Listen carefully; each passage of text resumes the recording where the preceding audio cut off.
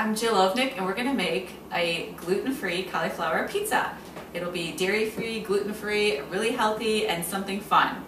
You can also find these recipes at vegangal.com, vegangal.com. Okay, let's get started. We'll be using our Cuisinart here, or food processor, is pulse or leave the machine running until you get the cauliflower to nice, small, little, almost like a flour-like consistency, and do that in batches and then transfer to a bowl. You can just leave the machine running. A little trick when you're dealing with your food processor is so that the blade doesn't fall into the bowl, put a finger up in the bottom and then your blade won't fall out into the bowl as you're working with it. And the next thing we're going to do is flax. So if you use flax in water, that's a really good egg replacer in most recipes for baking. The flax is so healthy with all the omega-3s. You need to grind them in a coffee grinder from this stage to ground. They won't work if you have them at the seed. They need to be ground in a coffee grinder. Get them small. We have some nutritional yeast going in, 2 tablespoons. 2 tablespoons of chickpea flour, which of course you could buy at your local health food store, a lot of these ingredients. Dried herb mix here, onion powder, garlic powder, salt and pepper, and some almonds.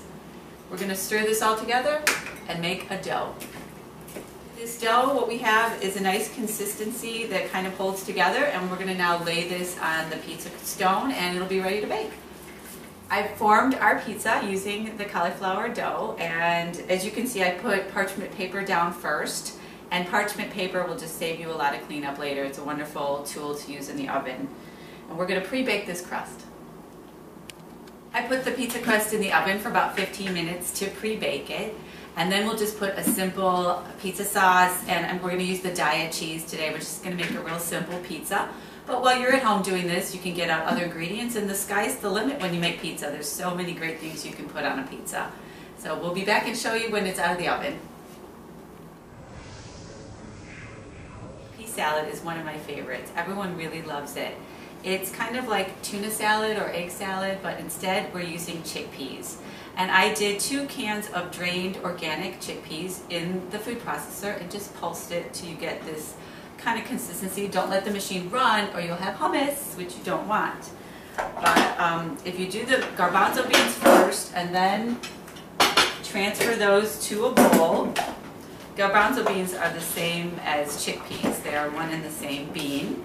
You can also do this at home. Baking your beans in the oven is how I like to do it. But for time savers, getting those canned beans are just fine. Beans are just full of fabulous nutrition, protein, and fiber. So good for us. So this is a really fun and delicious and healthy salad. Now we're going to pulse the vegetables for the salad. I'm not a big one for measuring, but you can just guesstimate, use what you have. We did some celery, some carrots, some red pepper, and green onions. And you can add a lot of different things, whatever's in the refrigerator. It's really a versatile recipe that way.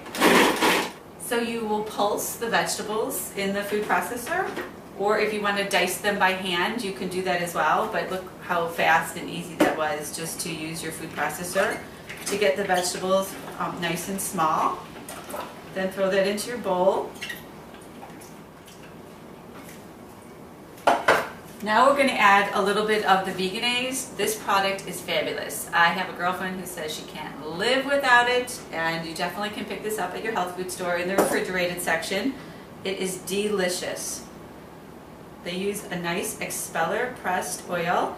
It's cholesterol free, and you'll just please everybody with that.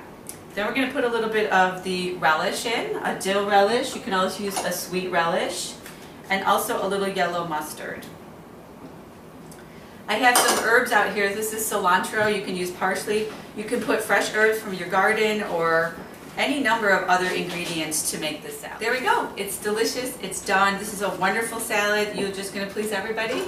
It's so, so yummy, and you just don't get tired of it. You can eat it on rice crackers, brown rice crackers, make a sandwich spread out of it. It's good, and it's good for you. I'm going to be making my favorite Vegan Gal candy bar. It's so good. So if you have 2 cups of raw almonds, we'll put those in a food processor. And we're going to roughly chop them. So don't leave the machine running, just pulse them. Once you get the almonds roughly chopped, in here transfer about a cup of the bigger chops to a 1 cup measuring cup. Then we're going to finally process the rest of them. Okay, now that we have our almonds really processed fine, we're going to add the dates. We're going to add a bunch of the other ingredients. We have 16 medjool dates here. You can buy them unpitted, which will be a little bit faster, or you can buy them pitted. Dates are so full of great nutrition and they're very, very sweet. They have all of the nutrition, so as a sweetener, I really recommend using dates as much as you possibly can. Then we're going to put in some vanilla and coconut nectar. Now instead of coconut nectar, which is pictured here, and it's also a lovely form of sweetener that won't spike your glycemic index, you can use agave or pure maple syrup. The food processor is going to have to work hard with these dates. You might want to soak your dates in hot water just a little bit and then drain them so that they're a little bit more moist and easy to process. Now we're going to add some cocoa powder or carob powder. Carob is also really, really good for you, and it has no caffeine. Then a little bit of salt. We use a nice Celtic salt or Himalayan sea salt, something with some minerals. And we're going to get this all processed. Once you've processed this, it's going to really stick together nicely, and then you can fold in the nuts. And while you're working that in, you'll melt the chocolate chips. Now I like to use these Enjoy Life chocolate chips. They're dairy-free and delicious. You can also use carob chips. So we're going to go melt the chips right now. So once you combine your date mixture into the almonds, I like to lay it out on a parchment-lined cookie sheet. And once you've lined up the bars and have your melted chocolate on them, you can cut them and then stick this in the freezer until they get a little bit harder. Once they've frozen up a little bit, I like to put them in a Tupperware or a baggie, and then when I need something sweet, that's my great healthy go-to. Enjoy! Hi, I'm Jill Ovnick with vegangal.com.